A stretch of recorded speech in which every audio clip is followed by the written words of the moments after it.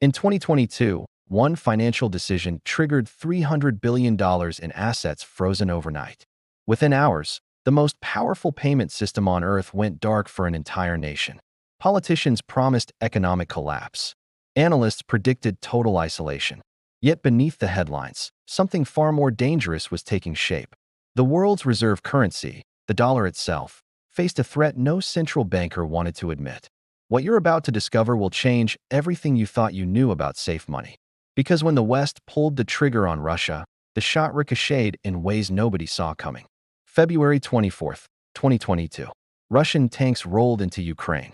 Within 72 hours, Western powers assembled the most comprehensive financial sanctions package in modern history. 7 Russian banks were severed from SWIFT, the Society for Worldwide Interbank Financial Telecommunication. For those who don't live in the world of international finance, SWIFT is the invisible highway that moves money across borders. Every day, over 11,000 institutions send 42 million messages through its network, moving trillions in value. When you wire money internationally, when corporations settle invoices, when central banks communicate, it all flows through SWIFT. And in a single weekend, Russia was cut off. The weapon seemed perfect, surgical, devastating. No bombs, no troops, just code and consequences. Within weeks, the ruble plunged 30%. Foreign reserves worth $300 billion sat frozen in Western accounts. Russian importers couldn't pay suppliers. Exporters couldn't receive payment. The message was clear: cross the West, and your economy dies. But here's what the architects of this strategy didn't anticipate. They had just demonstrated to every government on Earth that the dollar system is neutral infrastructure. It is a weapon that can be aimed at anyone, anytime. The International Monetary Fund predicted catastrophic contraction. Western economists forecast GDP drops of 8, 10, even 15%. Financial markets braced for Russian default. Yet 12 months later, something strange appeared in the data. Russia's economy had contracted, but only by 2.5%. By 2023, it was growing again, posting 3.6% expansion. Not thriving, certainly, but not the economic apocalypse promised by sanction architects. How is this possible? The answer lies in what happens when you corner an animal. Russia didn't just absorb the blow, it built new pathways. Moscow activated its homegrown alternative, the System for Transfer of Financial Messages, known as SPFS. Launched years earlier as a contingency, SPFS suddenly became a lifeline. China's cross-border interbank payment system, CIPS, stepped in to fill the void. Launched in 2015 with just a handful of banks, CIPS now connects over 2,000 institutions globally. And then came the most telling shift. Bilateral trade agreements exploded. Russia and China began settling transactions in rubles and yuan. India paid for Russian oil in rupees and dirhams. Iran abandoned the dollar entirely in its deals with Moscow. By 2023, a Bank for International Settlements study revealed that over $644 billion in cross-border Russian flows had been rerouted through alternative pathways. The volume was staggering. More importantly, it worked. Russia was isolated from SWIFT, yet money still moved. Goods still shipped. Oil still flowed. The supposedly indispensable system had just been proven dispensable. And the world was watching. Here's the part that should terrify anyone holding dollars. The SWIFT sanctions didn't just fail to cripple Russia. They accelerated a trend that had been building for years. Central banks started dumping dollars for gold at a pace not seen since the 1970s. The World Gold Council reported that in 2022, central banks purchased 1,082 tons of gold, the highest level since 1967. The following year, 2023, they bought another 1,037 tons. 2 consecutive years of over 1,000 tons each. That hadn't happened in modern recorded history. Why gold? Because gold can't be sanctioned. Gold doesn't flow through SWIFT. Gold can't be frozen by executive order. When Western powers froze Russia's dollar reserves, every finance minister on the planet asked the same question: could we be next? Poland increased its gold reserves from 103 tons in 2018 to over 330 tons by 2025. Turkey expanded holdings from approximately 116 tons in 2017 to over 540 tons by 2023, despite severe economic challenges. India steadily accumulated reserves now exceeding 800 tons. China, always opaque about its true holdings, reported adding 225 tons in 2023 alone, the highest single-year increase since at least 1977. Emerging market central banks drove 90% of net global official sector gold purchases in 2022 and 2023. This wasn't portfolio rebalancing. This was a vote of no confidence. The dollar had been weaponized, and the world's central bankers were buying insurance. But gold was just the beginning. A more dangerous shift was unfolding in the payment systems themselves. By 2024, even America's closest allies were quietly exploring alternatives. The European Central Bank accelerated work on the digital euro. Singapore's monetary authority partnered with multiple nations on blockchain-based settlement platforms. The Pan-African Payment and Settlement System, PAPSS, launched to facilitate instant cross-border payments in local African currencies, explicitly designed to reduce reliance on correspondent banking and hard currency. These weren't rogue states. These were stable democracies and American allies building exit ramps from dollar dependency. The data tells the story. An Institute of International Finance report from July 2025 revealed that 42% of international trade among sanctioned economies now bypasses dollar rails entirely. Even more striking, JP Morgan's head of global commodity strategy reported that by the end of 2023, 1/5 of global oil trade was settled in currencies other than the U.S. dollar.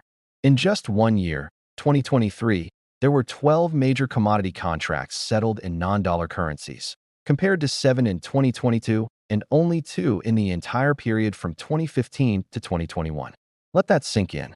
The petrodollar, the bedrock of dollar dominance since the 1970s, was fracturing in real time. The United Arab Emirates and India agreed to settle crude oil deliveries in rupees. Saudi Arabia and China established a currency swap line worth $7 billion. In January 2023, Saudi Arabia's Finance Minister Mohammed Al-Jadaan publicly stated the kingdom was open to trade in currencies besides the U.S.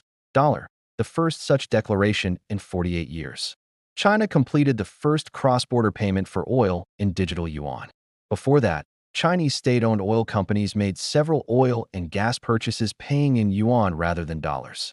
This was supposed to be impossible. The entire architecture of post-World War II finance rested on dollar primacy in energy markets. Oil priced in dollars meant every nation needed dollar reserves. Dollar reserves meant demand for U.S. Treasury bonds. Treasury bonds meant America could borrow cheaply and export inflation.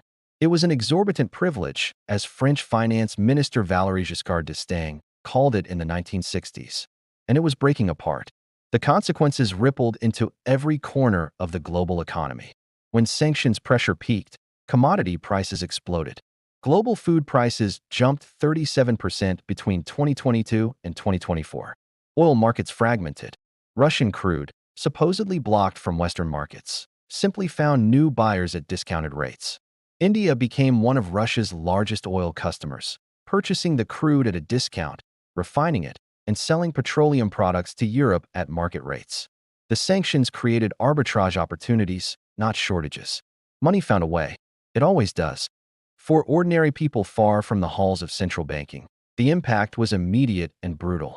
A family in Nigeria suddenly couldn't receive payment for a medical device export because their bank's correspondent relationship ran through a sanctioned institution. A grain importer in Egypt watched prices spike as payment routes for Ukrainian and Russian wheat collapsed, even though the physical supply existed. A tech entrepreneur in Kenya had a contract payment frozen for 3 months because an intermediary bank flagged the transaction for sanctions review, despite no actual violation. The financial plumbing of the world was clogging, and real people paid the price in delayed payments, canceled contracts, and rising costs. Meanwhile, the dollar's share of global currency reserves continued its slow, relentless decline. International Monetary Fund data showed the dollar accounted for 71% of allocated reserves in 1999. By 2024, that figure had dropped to 57.8%. In the first quarter of 2025, it nudged down further to 57.7%. That might sound like a small shift, but we're talking about trillions of dollars. and the trend line is unmistakable. An IMF analysis from June 2024 noted that the reduced role of the U.S. dollar over the last 2 decades has not been matched by increases in the shares of the euro, yen, and pound. The money wasn't just moving away from the dollar. It was fragmenting across multiple alternatives, including gold and emerging market currencies. By 2024, Russia reported that 90% of its trade within the BRICS bloc was conducted in national currencies rather than dollars. Think about that. The world's 11th largest economy had effectively de-dollarized its trade with its largest partners. China and India engaged in rupee-yuan trade agreements. Brazil initiated similar arrangements using its real. The BRICS alliance, Brazil, Russia, India, China, South Africa, now expanded to include nations like the UAE and potentially Indonesia, was no longer just talking about alternatives to the dollar.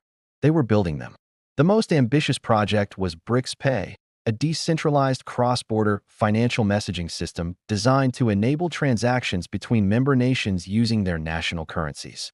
Promoted as a means of reducing costs, enhancing efficiency, and shielding countries from Western sanctions, BRICS Pay leverages blockchain technology and tokens to circumvent SWIFT entirely.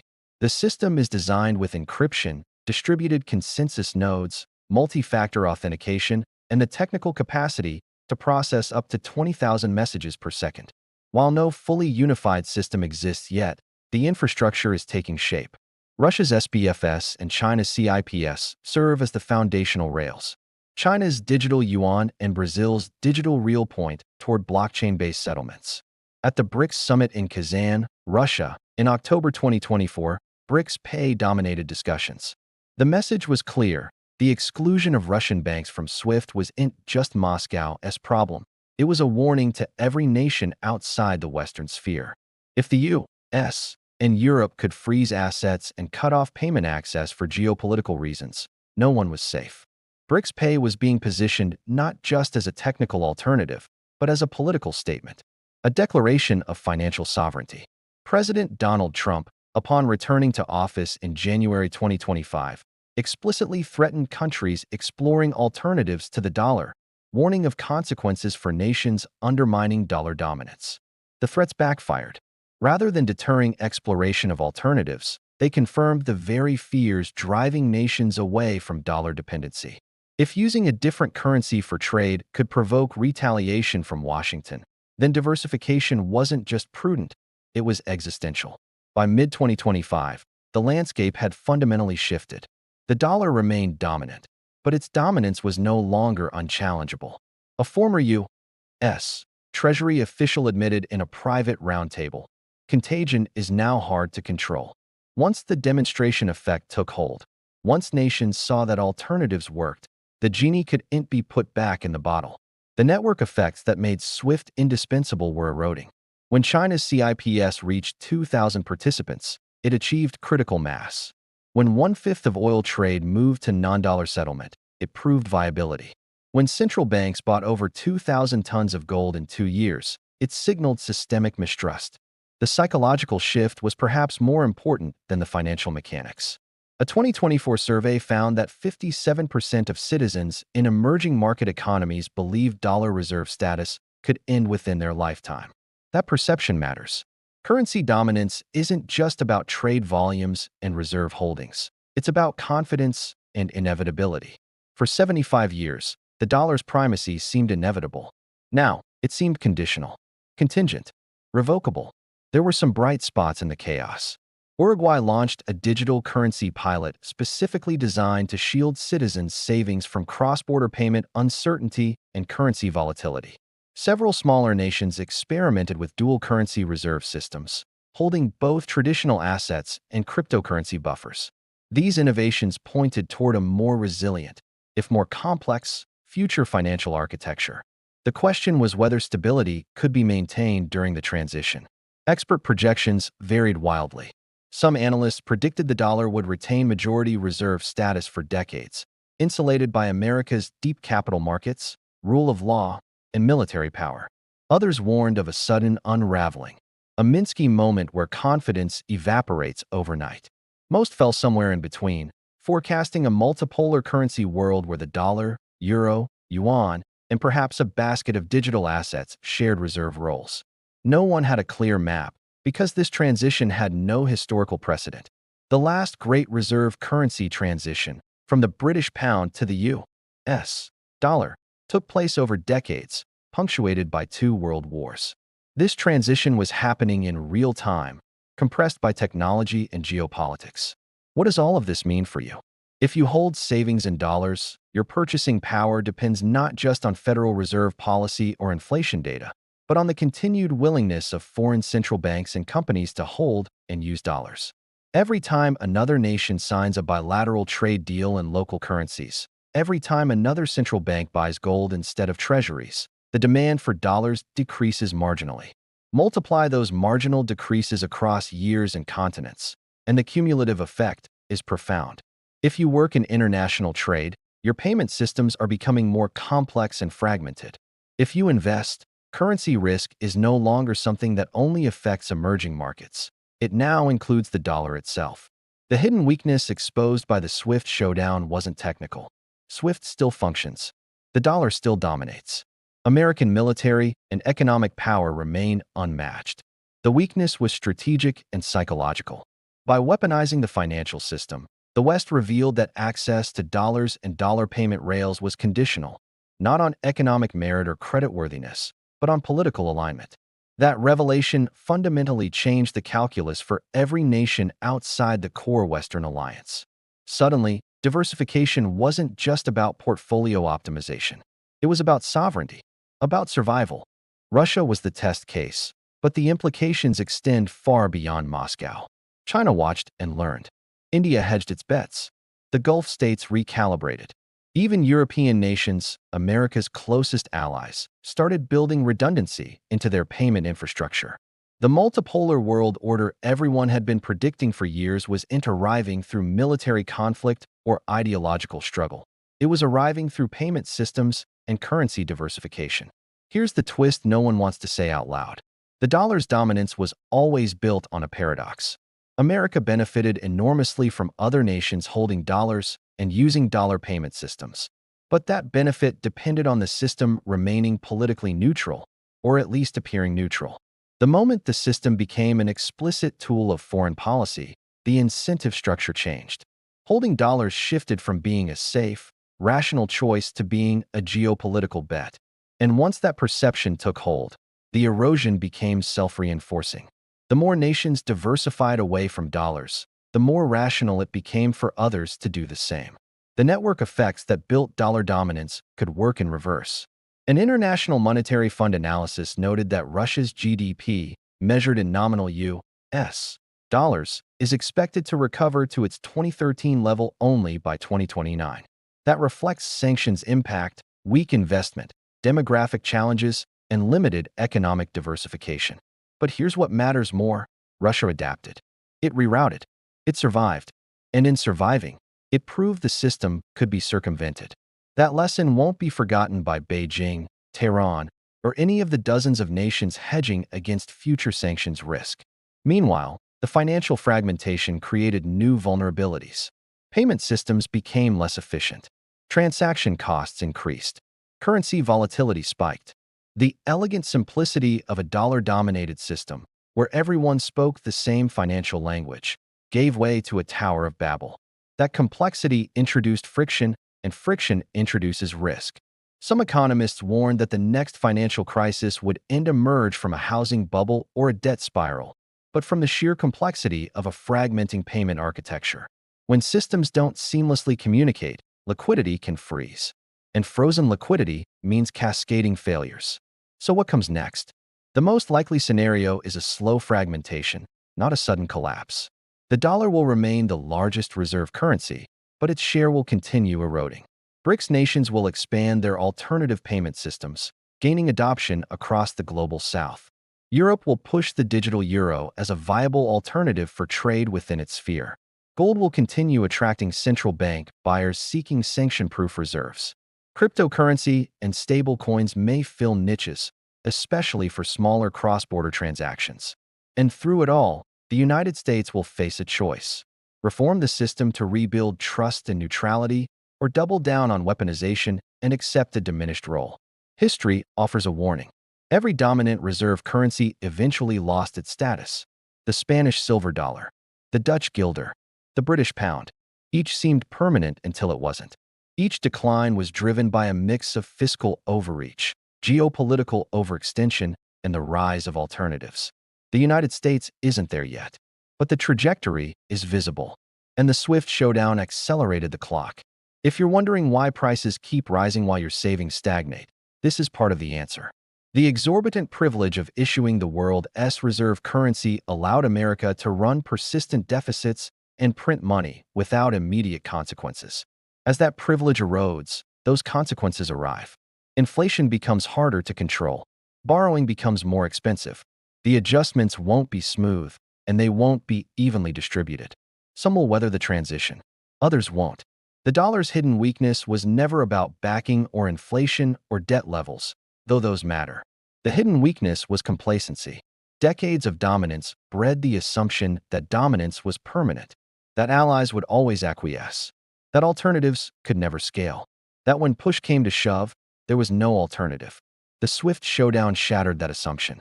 In doing so, it may have marked the beginning of the end of the dollar's unchallenged reign. What happens next isn't written yet. The transition could take decades. It could accelerate suddenly. It could stabilize into a new equilibrium or spiral into monetary chaos. But one thing is certain. The world's financial architecture is being rewritten, and most people don't even know it's happening. The rules you thought were fixed are shifting beneath your feet. The safety you assumed was guaranteed is contingent. And the question facing every saver, investor, and citizen is this: when the system changes, will you be ready? The swift showdown with Russia wasn't just a story about sanctions. It was the moment the world realized the emperor's clothes were thinner than advertised. And once you see it, you can't unsee it. The dollar is still powerful, but it's no longer invincible. And in the ruthless world of international finance, vulnerability is just another word for opportunity. The question is, opportunity for whom? The dollar's greatest weakness was never what politicians or pundits said. It was always hidden in plain sight. The system built for safety became fragile the moment it was pushed too far. When one financial gate closes, the world builds a dozen more. Russia proved that. China is scaling it. And the rest of the world is watching, learning, and preparing. So here's the question that matters. If tomorrow your bank went dark, would your government save your savings or save its own? If your currency suddenly wasn't accepted for international trade, would you trust your leaders to protect you? Or would you wish you'd prepared differently? Let us know in the comments below, because your story is part of this history. What you do next, how you save, invest, and protect your wealth will help write the next chapter of the global financial order. And for the full story of money's next transformation, subscribe to Finance Evidence for what happens next.